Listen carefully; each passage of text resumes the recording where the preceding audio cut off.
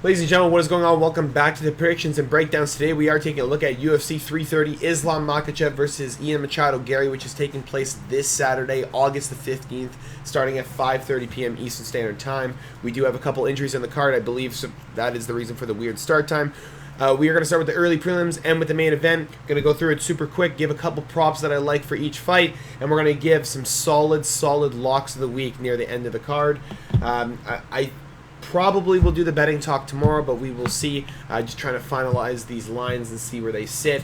But we do have some solid finishing lines. So hopefully you guys do enjoy, and I will see you at the end. Here we go. Starting with the early prelim opener. That is Jeremiah Wells versus Mitebek Otabay. We are going with Mitebek Otabay to win via finish. I do believe the early line was minus 200, I believe, for this fight not to go distance. There is zero chance I see Jeremiah Wells making it to a scorecard. He is almost 40 years of age, facing a crazy contender out of Kyrgyzstan. This guy's literally a lawyer in real life. He's got real life high-level IQ in terms of fighting. He's got incredible wrestling. He's got incredible striking, and he can easily mix up everything inside his fights. He's got incredible range, and he uses it literally perfectly. He's got incredible jabs. The overhand comes very quickly. He was a guy who knocked out Jack Hermanson, just recently decisioned Chris Curtis, which is really impressive, especially with the grappling, and just kind of just mauls over his opponents and doesn't really have a whole lot of bad things to say about him. He did have a tough fight against Mateusz Rebecki, which ended up in a split decision, just sort of because of the eye. His eye swelled up really bad, but I do think Otabay gets it done against Wells. This is a super easy one to pick, and we are going with it not to go distance. Submission is sitting pretty good too. Probably look towards that. Next on the prelims, Neil Magny versus Ramiz Brahima. We are probably going to go with Neil Magny over 1.5 rounds. I do not think Ramiz Brahima is going to be finished early by an old Neil Magny who's almost 40 years of age. But I also don't think that Ramiz Brahima is going to probably end up submitting Neil Magny. If you do want to hedge this, I wouldn't bet this fully on a parlay if I'm being 100% honest. If you really want to hedge it, you probably go fight not to go distance, seeing as Neil Magny may get a late TKO over Ramiz Brahima, who kind of fades after the first round. Also because you're hedging the fact that Ramiz Brahima maybe sets up a nasty guillotine, because Neil Magny against his last fight against Yaroslav Amoslav, he had some terrible takedowns. He had some absolutely awful takedowns against Jake Matthews as well, and I really don't think that he's got the high-level IQ anymore. I think he's kind of just falling into a hole. I think the athleticism is starting to fall off quite heavily, and I think he just doesn't really know what to do with the newer contenders, and I think Ramiz Brahima still got a little bit of potential. I know he hasn't really beaten high-level guys, but Austin Vanderford getting in a guillotine, Billy Ray Goff getting basically lifted off the floor with a guillotine. Ramiz Brahima has got a nasty one, and he's going to be able to put anybody out with it. Neil Magny, though, 6'3", 80 inches of reach. I don't think he's going to get caught in a guillotine realistically. I think he should just stand up for the whole first round, not even get close to Ramiz. I don't think he's getting taken down either, but Neil Magny doesn't have fucking beautiful takedown defense neither. So hopefully we have Neil Magny by decision, but maybe a late TKO for the Haitian sensation. Next on the prelims, you have Rafael Tobias versus Lucas Fernando. And if Rafael Tobias looks anything like he did against DR Nurgaje, he's going to get knocked out probably in the second round. Lucas Fernando, even though he's fought in bums in the LFA, he's got some really nasty striking. He's got really good shots to the body and then immediate rips to the head. He's got good hooks, and he keeps his hands close to his chin. He doesn't really go in looking for some wild exchanges. He does have good takedown defense. Haven't seen him get taken down quite a lot. Azamat Bekoyev 3 years ago did decision him, but we know what Azamat Bekoyev is, a guy who's got a very strong 2 rounds and starts to falter off. Lucas Fernando did look okay. I haven't seen the full highlights of that fight, but he looked quite okay for the first 2. Rafael Tobias, though, didn't look good against DR Nurgaje. I understand those are first UFC jitters. Also coming off, a contender series about 5 months previous. Against Jair de Oliveira, who's just absolutely horrendous. He's just not good whatsoever. But still, I'm going to stand here and just stand with the fact that Lucas Fernando probably fought better competition, even though Rafael Tobias has already been inside the UFC. Tobias is lacking almost 7 inches of reach over Lucas Fernando. He's also lacking an inch of height. There will be not really a whole lot of clinching to do. Lucas Fernando going to try and keep him at range, keep him at the end of those punches, and probably going to put him out in the second round. I'm going to go with Lucas Fernando probably to get this done via knockout or decision. He doesn't have bad submission capabilities neither, but I think Rafael Tobias, just being a half decent wrestler, half-decent wrestler. A lot of his fights being, submission wins, if I'm not mistaken. I do think that he will probably try to shoot in, but I think Lucas Fernando going to be solid enough, going to just rotate that position and end up with Rafael Tobias in mount and just mauling him on the floor. Knockout prop probably isn't paying as much as you guys think it is. Probably it would stay closer to the decision line. These are two massive power punchers. Rafael Tobias did stand with DR Nergaje, didn't get knocked out. He does have the potential to just go distance. Maybe over 1.5 for Lucas Fernando could pay quite good. -200 maybe moves to like a -180, or excuse me, a +180, something like that. But I do think Fernando probably ends up getting it done. Just a very limited tape I've watched on the kid. He's way better than Tobias, and Tobias has literally 0 fight IQ. He looks like a donkey in there, and I would not be shocked if Fernando just ends up getting out of some bad situation and putting it on him to end it. Next on the prelims, you have a weird one, Vicente Luque versus Trejan Gore. Now, Vicente Luque is 34 years of age. I have brought this up many times in the past. Vicente Luque had an incredibly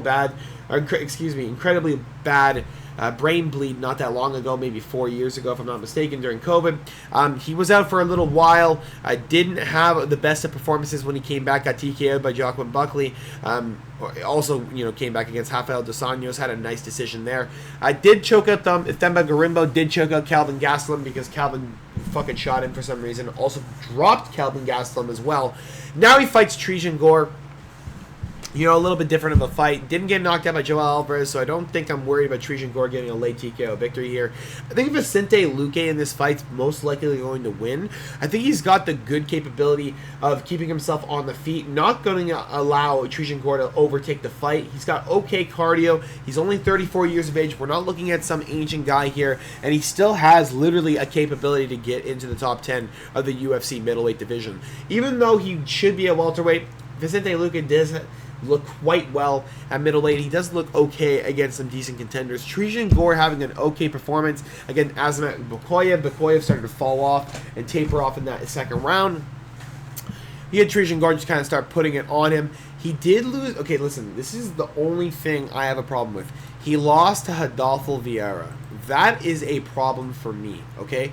I don't care about anything else other than that. Rodolfo Vieira was able to outstrike him and get into the floor and win.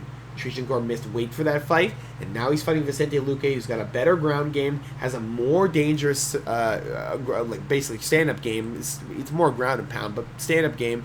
And then you have Trejan Gore, who's just going to try and have a comeback victory again like he does in most of his fights.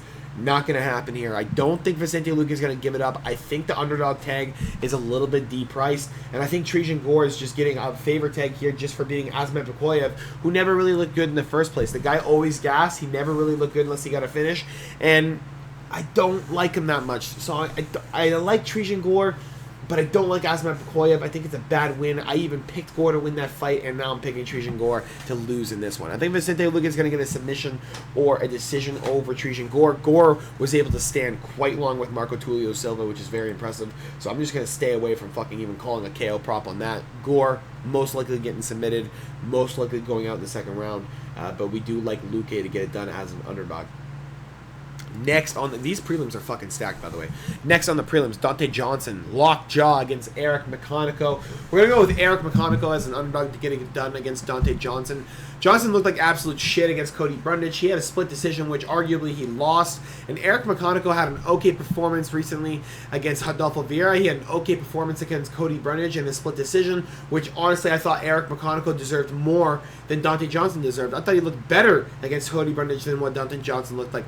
Johnson does have the capability to get a round one knockout here. He could just blitz out and end it, just like Bison Garcia Sakayev did against him. But I do not think that Dante Johnson with the 5'8" frame is going to be able to get in like Mike Tyson and throw an overhand right against Eric McConico. He's just going to try and force the clinch. He's going to try and force this fight to get slowed down. He's going to try and get Johnson into a second round. I do think Eric McConico is going to just keep up the pressure. I think he's going to have some good strikes early. I think the leg kicks are going to be very, very vulnerable for Dante Johnson. And I think Eric McConico is going to be able to just outpoint him a little bit more. I think the second and third round are going to be all Eric McConaughey. I think the first round maybe Dante Johnson. If you see this fight get into a second round, though, live bet Eric McConaughey. I don't think Johnson's getting a TKO after the first round. There's just no chance. He's just so juiced up from what it seems like. He's got a lot of fucking just oomph in every single shot, and I think he just throws everything with it, all of it. So I'm just going to go with Eric McConaughey. I think he's going to have the better stand-up. I think he's just going to be able to outdog the dog as an underdog. Let's go, Triple D. I'm going to go with Eric McConaughey, plus 185 underdog, cash it in your books, plus 3.5 for Eric McConaughey, probably sitting at a plus 135 because they're probably expecting a knockout. I would just take the prop. It's buying you around. Dante Johnson definitely going to lose at least one, definitely in the third round if it goes to a decision. Buy the round, you might as well. Next, on the prelims, you're getting closer to the highlight, but this is a highlight of itself. Charles Energy Johnson against Eduardo Chapelin. I don't really know. Let me just double check. I don't know what these odds are sitting at, so let me just double check real quick, but I'm gonna probably pick Charles Energy Johnson. Charles has had a full camp. He was expecting basically to get fucking retired by Jose Ochoa, and Eduardo Chapelin steps in on short notice. I believe he got Jose Ochoa got injured, right? Yeah, injury. Eduardo Chapelin was able to beat Antoine Ho in his second visit to Contender Series. I don't think that kid's very good though. Joseph Morales was able to choke this fucking guy out early. Yeah, I don't think Morales is that good either. We're going to go with Igor Sequeira. Davy Betancourt. He lost to Davy Betancourt. Yeah, we're going with Charles Energy Johnson 100% to win this fight. Let me just double check. I really hope it's not some fucking shit line, but Bengals look good. Patriots, way, that's over. Nice. Check real quick. How am I not finding this faster? Oh my god, Charles Johnson is a -1. Okay, listen. Everybody listen to me. Listen to me! Okay? I don't give a shit who Eduardo Chapelin is. I don't care if he had a fight coming up. I don't care. Whatever. He hasn't fought in more than a year almost. Okay? Almost. Charles Johnson is sitting at a -122. This is the same guy that knocked out Joshua Van, the current champ. This is the same guy that knocked out Lorna Kavanaugh. Two of the best strikers in the entire division, and he was able to outdog them. I'm going with Charles Johnson. He's got 3 inches of height, or excuse me, reach advantage. He's got 2 inches of height advantage, and he's going to use that long frame to just outpoint Eduardo Chapelin and end up knocking him out in the third round. I don't give a fuck who says what. Eduardo Chapelin is not getting a win over Charles Energy Johnson. There's no chance. Eduardo Chapelin, a main finisher. Charles Johnson was able to almost outlast, what's his face? Alex Perez in the first round after getting just blitzkrieged. He literally was able to just try and just mummy his walk to the fucking corner. Unfortunately, did not get it done, but Eduardo Chapelin is just half the man that he is, okay? Charles Johnson, a real dog, gonna get it done. I'm not even talking about that anymore. Eduardo Chapelin does not even deserve to have a close money tag whatsoever. Highlighted prelim of the evening. You guys should be excited for this one because this is a literal banger. Chidi Bang Bang Njokuani against Joel Alvarez. We're going to go with Joel Alvarez to get this done via finish. This fight is not going distance, and you're going to see Chidi Njokuani either get knocked out or submitted via Anaconda because Joel Alvarez is long as shit. Chidi Njokuani is long as shit too, but Joel Alvarez, he is lacking 3 inches of reach, but the arms, he's got a perfect frame for fucking chokes. Chidi Njokuani is going to get caught in half of them. Joel Alvarez probably not going to be able to wrestle much. Probably going to have to kick the legs in of Chidi Njokuani. I would not be surprised, 100% honest, if Chidi Njokuani chinned Joel Alvarez early. Okay, some flying knee stuff, some weird Muay Thai stuff. Chidi Njokuani is probably one of the best Muay Thai strikers in the entire UFC. Period. Not even close. Joel Alvarez, though, a lot of finishing potential. Almost every single fight in his entire career has gone to a finish, except for one decision I'm pretty sure that he won recently. And I think he's going to be able to get it done against Chidi Njokuani. I think he's going to definitely get a finish. There's just no chance I see this making it to the scorecards, especially with how Joel Alvarez consistently puts pressure up. But Chidi Njokuani consistently puts pressure up. Both of these guys are going to be against the octagon line at some point, and someone's going out. It's got to be Joel Alvarez to win, though. There's just more capabilities. I see him winning. Chidi Njokuani, almost 40 years of age, almost 38 now. I just see him starting to get on a little bit of a decline. Lost to Jake Matthews as well via rear naked choke, which is a red flag. Carlos Leal decisioned him, which realistically is a red flag, seeing as Leal's off the juice now. Chibi and Njokuani should lose this. Joe Alvarez minus 225 in the highlighted prelim of the evening. Give me the price tag all day. Start off the main card of the evening, Edson Barboza versus Esteban Ribovic. We're going to go under 1.5 rounds in this one, and we're going to go Esteban Ribovic to win by knockout. You probably just go over under 1.5 to save yourself the hassle of worrying if Edson Barboza is going to get some crazy knockout like Jai Herbert did against Mendel Nalo after getting chinned. But Esteban Ribovic, close quarter combat individual, loves to throw crazy fucking combinations. He's got a short reach, so he just tries to get in there and get out very, very quickly. Same thing happened to Terrence McKinney. He just hit like a 1-2-1 high kick and just put him out fucking cold. Edson Barboza got chinned recently against Jalen Turner. Probably not going to have a good time against Esteban Ribovic here. Edson Barboza is almost 41 years of age. There's not much more to say about it. He's not lasting more than a round and a half, and Esteban Ribovic is not going to let it last more than a round and a half because he probably knows that it's going to get real bad real quick with Edson Barboza throwing kicks and throwing some nasty leg material. Esteban Ribovic, round 1 knockout, probably paying like a plus 180 or something. Take the tag, set it as a single. Do not put that in a parlay unless you're a crazy guy.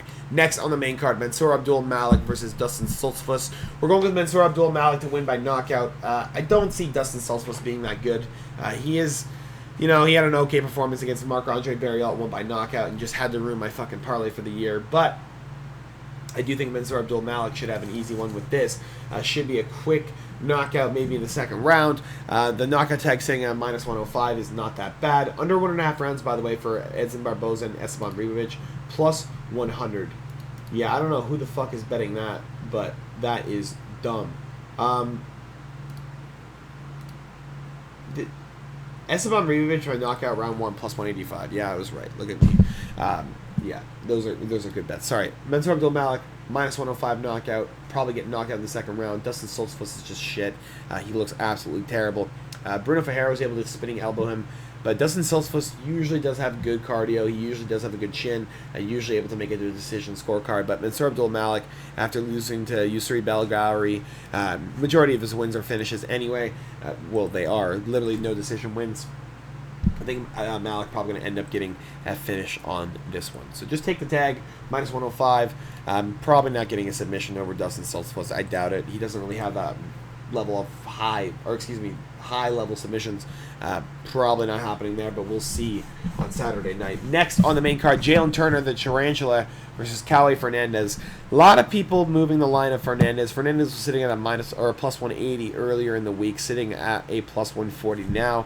I'm just going to go with Jalen Turner. I think he just has a higher level competition. I think he's just got, really, really good stand-up with the boxing. He doesn't use the kicks as much as Cali Fernandez, but he does use it enough to the point where he understands the checks and balances. He understands that he will have to put his knee into Cali Fernandez, otherwise he's going to have his leg ripped apart in less than a round. And Jalen Turner, good takedowns. He's got good submission threat. He's got a high level boxing threat. And Cali Fernandez just doesn't, he just seems more one-dimensional than anything. And I'm more concerned with him getting tagged up by Jalen Turner early and getting tagged down, especially with Jalen Turner being so tall. He's going to be punching down, towards 6.5 inches of height disadvantage, and the reach is already 2.5 inches. He's going to be punching down with heavy force. Gravity's going to help him with that one. Cali Fernandez is probably going to get knocked out in either the first or second round. Fernandez, I haven't seen get tagged up recently. I haven't seen him get tagged up bad, really, in a fight ever. But this is probably going to be one for the books.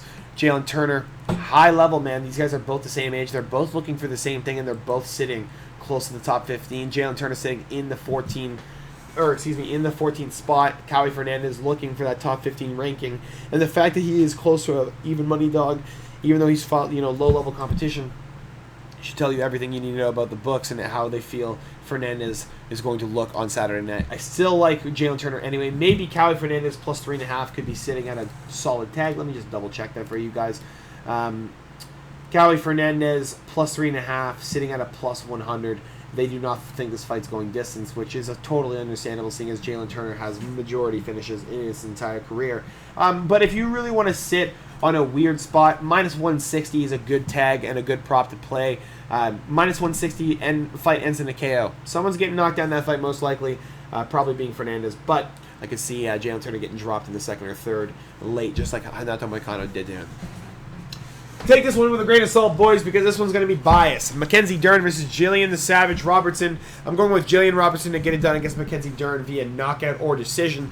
I love Jillian Robertson. I've been watching this girl for many years. Since I started watching the UFC, she was one of the main girls that I was watching. She has fantastic, just everything. Her level of skill has increased so rapidly that I'm so impressed with this girl. She has just come so far from what she was back in 2018, 2019, 2020. She is such a high-level grappler. She's got amazing control on the ground. She's got high-level jiu-jitsu. She's got high-level ground and pound. Now, granted, Mackenzie Dern basically does do everything Jillian Robertson does, probably at a higher level, but I do think here Jillian Robertson's going to get it done. I think Verna Jandiroba showed that there is some openings for Jillian Robertson. There will be a lot of openings for her as long as she did the training necessary, as long as she shot the singles and the high crotches, because Mackenzie Dern, while being a good scrambler and a good jiu-jitsu player, she does have a bit of a problem with the wrestling sometimes. Her stand-up isn't always as clean. She does get tagged up quite a lot. Jillian Robertson is quite long. She's got a good frame on her, especially for 115, and I think this girl's going to be able to win. I think this is going to be a high-level championship performance from Jillian Robertson. I think this may be a 49-46 decision or a knockout late, and I think Mackenzie Dern's going to get showed up here, and I think she's going to show out, and the Savage is going to get it done. I want the Canadian to raise the belt on Saturday night. I want to see her fucking smile, and I want to see this chick get it finally for Canada and bring one home, because it's been way too fucking long since we've had one. I'm going to stand behind Jillian Robertson. I'm going to stand behind the fact that she has just improved so rapidly, and I'm expecting her to show flying colors and flying improvements through that co-main event of the evening for the UFC Strawweight Championship of the World. I'm going to take the dog plus 195. Maybe Jillian Robertson plus 5.5 would get you some nice money. That is sitting at a minus 115 even. Over 3.5 rounds, minus 220. I don't mind it, but they are getting sketchy about a knockout or decision, or submission in that one. The main event of the evening, you guys were looking forward to it. So was I. Islam Makhachev. Is it Makhachev? Makhachev. I like Makhachev. I don't know. I feel like that's the proper way to say it. Islam Makhachev against Ian Machado Garry.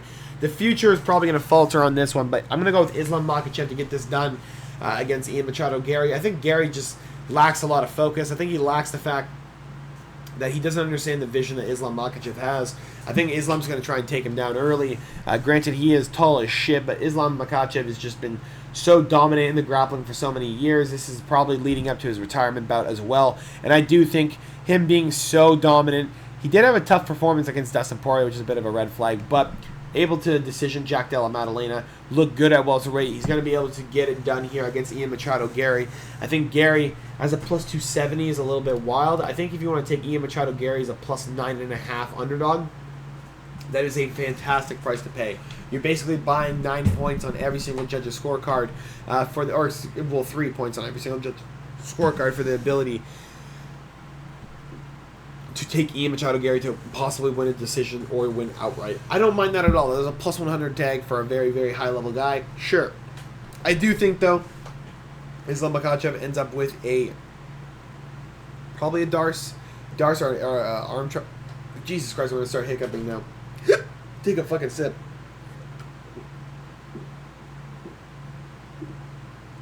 I do think, though, Islam Makhachev is going to end up with a Darce choke or a head and arm choke. I think Ian Machado Garry just being a little bit behind in the steps of wrestling and grappling.